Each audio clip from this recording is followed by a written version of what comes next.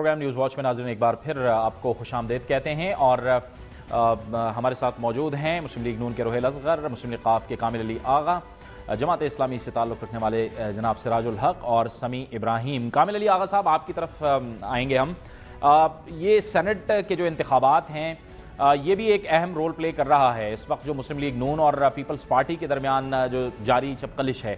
آپ یہ فرمائیے گا، کیونکہ آپ کی جو جماعت ہے، آپ کی جو لیڈرشپ ہے وہ ہمیشہ یہ کہتی رہی ہے کہ آپ انہیں شہید نہیں ہونے دیں گے، یعنی آپ یہ کہتے ہیں کہ وقت پورا کیا جائے۔ جی جاوید، ہمارا آپ کو پتا ہوگا کہ شروع سے یہ موقف رہا ہے کہ جس کو عوام مینڈیٹ دیتے ہیں، عوام کو حق ہے کہ اس مینڈیٹ کو تبدیل کریں، دوسرے کسی کو حق نہیں ہے۔ اور یہ پتلی تماشا ختم ہونا چاہیے۔ اور یہ میں پہلے بھی کہتا رہا ہوں کہ جیسے ٹوپی ڈرامہ چل رہا ہے کہ ایک ٹوپی ایک کے سر سے اٹھا کے دوسرے کے سر پہ رکھ دی جائے، اور جب کوئی چاہے وہ کسی کی ٹوپی جو ہے وہ اپنے سر پہ رکھ لے، یہ کوئی طریقہ نہیں ہے۔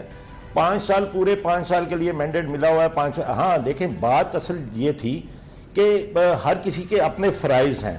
اگر حکومت کے فرائض ہیں کہ وہ لا اینڈ آرڈر کی سچویشن ٹھیک کرے، ملک کے اندر جو ہے وہ اچھی پالیسیاں وضع کرے اور اچھے جو ہیں کام ان کو آگے بڑھائے، عام آدمی کو روزگار مہیا کرے، مہنگائی کا خاتمہ کرے، تو ایک رول اپوزیشن کا ہے۔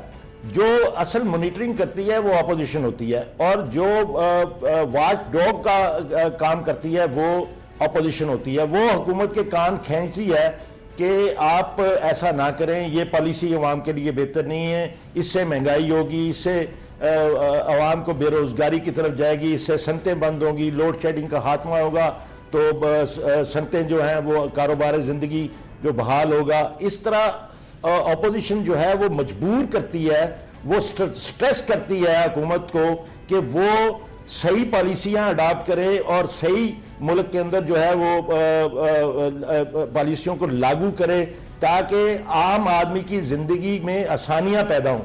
اصل میں ہوا یہ ہے کہ پاکستان میں اپوزیشن نے اپنا رول ادا نہیں کیا۔ یہ 3 سال جو آپ نے دیکھے ہیں یہ اس معاہدے کے نتیجے میں ہے کہ جو معاہدہ یہ کر دیا گیا کہ پہلے آپ باری لیں گے پھر ہم باری لیں گے، وہ باریوں کے چکر میں فیسیلیٹیٹ کیا گیا۔ اب اگر لوگ عذاب میں مبتلا ہو گئے ہیں تو اپوزیشن کو بھی چاہیے کہ وہ اپنی کارکردگی پر عوام سے معافی مانگے۔ اب اگر وہ اپنی اصلاح کر لیں اور حکومت کو پر زور دیں کہ وہ اپنی پالیسیوں کو درست کریں اور لوگوں کے لیے آسانیاں پیدا کریں تاکہ حکومت بھی مینڈیٹ پورا کر لے اور اپوزیشن بھی اپنا رول صحیح ادا کرے اور ملک صحیح طریقے سے چل جائے، اور عوام جو ہیں ان کے اوپر یہ انتخابات کا بھی تو ایک بوجھ ہے، بہت بڑا خرچہ ہے۔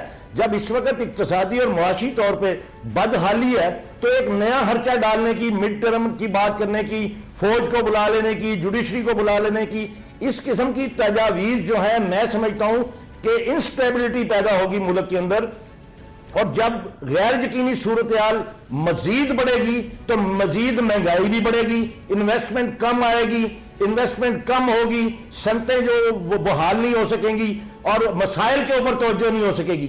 اصل کارکردگی تو یہ تھی کہ جب چینی 127 روپے سے 127 روپے ہو گئی تو اپوزیشن کو اپنا رول ادا کرنا چاہیے تھا۔ جب آٹا جو ہے وہ 9 روپے سے 36 روپے اور 40 روپے کلو ہو گیا تو اپوزیشن کو کوئی لانگ مارچ کرنی چاہیے تھی۔ جب گھی کی قیمت دگنی ہو گئی اس وقت کوئی سٹینڈ لینا چاہیے تھا۔ جب دیکھیں نا، پاکستان ایک زرعی ملک ہے اور زرعی اناج جو ہے اس کی قیمتیں پاکستان میں بڑھ رہی ہیں، تو اپوزیشن کو حکومت کا گریبان پکڑنا چاہیے تھا، کیوں نہیں پکڑا؟ ٹھیک ہے، یہ اہم سوال ہے۔ روحیل صاحب آپ بتائیے، آپ چونکہ اپوزیشن میں آپ کی جماعت، آپ نے کیوں نہیں پکڑا گریبان حکومت کا؟ میں اکثر بیشتر یہ کہتا ہوں کہ جب کوئی شخص کا نجی زندگی ہو یا سیاست پہ آپ گفتگو کر رہے ہو تو الفاظ کا چناؤ بہتر ہونا چاہیے۔ اب جب میں آغا صاحب کی باتیں سن رہا تھا اور یہ سوچ رہا تھا کہ کیا عوام اتنے ہی بیوقوف ہیں کہ ان کی باتوں کو اس طرح لیں گے؟ اب یہ بات کرتے ہیں اپوزیشن کی، چلیے میں 1 سیکنڈ کے لیے مان لیتا ہوں کہ جی میں نے اپوزیشن میں کوئی تھوڑا سا کوئی کمی دکھائی ہوگی، تو یہ بھی تو اپوزیشن میں تھے، انہوں نے کوئی لانگ مارچ کر لیا ہوتا، انہوں نے کوئی کان کھینچ لیے ہوتے، یہی کچھ سچائی بول دیا ہوتے۔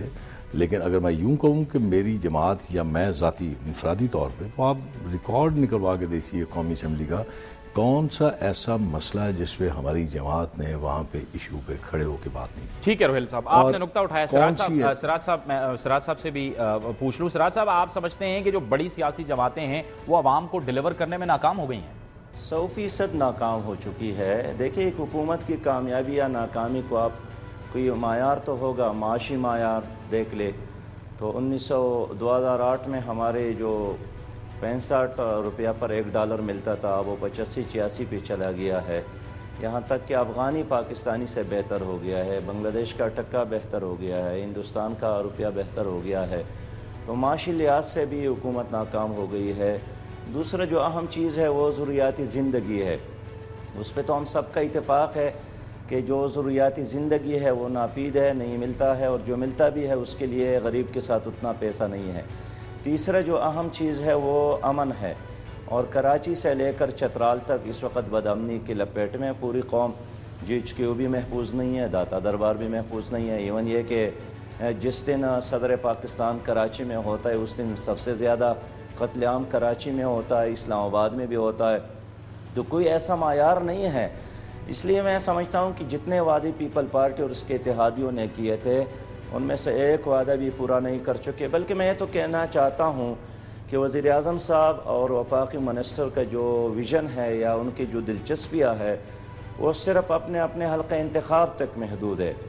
یعنی ملتان اور اسلام آباد تک آنا جانا ہے، یا اس طرح زرداری صاحب کا اپنے حلقہ انتخاب اور اسلام آباد تک آنا جانا ہے. قوم کے بارے میں، ملک کے بارے میں، عوام کے بارے میں ان کے ساتھ کوئی ویژن نہیں ہے. رہ گئی بات جناب نواز شریف کا یا مسلم لیگ کا، تو ان دونوں کا چونکہ ایک ہی پروگرام ہے اور ایک میثاق انہوں نے کیا تھا، وعدہ کیا تھا ایک دوسرے کو شاباش دینے، تھپکی دینے، دوستی یاری کا، اور اس کا جو اثر ہے، منفی اثر عوام پر پڑ رہا ہے. اس لیے پنجاب کی کارکردگی بھی ویسی ہے جس طرح سندھ کی حکومت کی ہے یا پشاور کی ہے یا کوئٹہ کی ہے. تو شہباز شریف کی حکومت میں، گیلانی کی حکومت میں، ہوتی صاحب کی حکومت میں کوئی فرق عام آدمی محسوس نہیں کرتا ہے. سمیع صاحب، یہ جو اتنی بڑی ہلچل بنی ہوئی ہے، آپ اس مفروضے سے اتفاق کس حد تک کریں گے کہ یہ سینٹ کے جو انتخابات ہیں 2012 کے، یہ ایک فیکٹر ہے ان تمام سیاسی ہلچل کے پیچھے؟ دیکھیں جاوید، پاکستان میں اس وقت ایک کولیشن گورنمنٹ ہے. مختلف سیاسی جماعتیں ہیں جن کے اپنے اپنے پروگرامز ہیں اور مختلف جگہوں پر انہوں نے الائنسز کر کے گورنمنٹ بنائی تھی. اب آدھی سے زیادہ مدت گزر چکی ہے. یعنی پاکستان کے آئین میں یہ ہے کہ ہر 5 سال کے بعد الیکشن ہوگی. آدھی سے زیادہ مدت گزر چکی ہے. اب یہ تمام سیاسی جماعتیں، ان کی کوشش یہ ہے کہ یہ اپنی جو ان کی آئیڈینٹی تھی اس کو بھی برقرار رکھ سکیں، اور اس کے ساتھ ساتھ حکومت میں تو ضرور رہیں لیکن جو ناکامیاں یا خامیاں ہیں وہ دوسری جماعت کے پلے میں ڈال دیا جائے. اس لیے آپ کو یہ صف بندی نظر آ رہی ہے. اور ایک جو سب سے اہم بات آپ نے جس کا ذکر کیا کہ مارچ 2012 میں سینٹ کے انتخابات ہیں، پیپلز پارٹی کی گورنمنٹ، صدر زرداری کی یہ خواہش نظر آتی ہے کہ کم از کم یہ جو نظام ہے یہ اگلے سینٹ کے الیکشنز تک ضرور رہے، اسی طرح کامیاب رہے. اسی لیے وہ کولیشن کی بات کرتے ہیں، MQM سے بھی بات کرتے ہیں. جبکہ مسلم لیگ نون، ان کی یہ بڑی زبردست خواہش ہے، جس طرح انہوں نے یہ نئی صف بندی کی ہے، وہ بظاہر گورنمنٹ پہ تنقید کریں گے لیکن ابھی اس گورنمنٹ کو گرنے نہیں دیں گے فوری طور پر. یہ بجٹ پاس ہونے کے بعد بڑی زیادہ تیزی آئے گی، اور کوشش یہ ہوگی خاص طور پر مسلم لیگ نون کی کہ وہ مڈ ٹرم الیکشن کی جانب جائیں، یعنی مارچ 2012 سے پہلے الیکشنز ہوں. اب اس حوالے سے مسلم لیگ کاف اور جو دوسری چھوٹی جماعتیں ہیں ان کا رول بہت اہم ہے.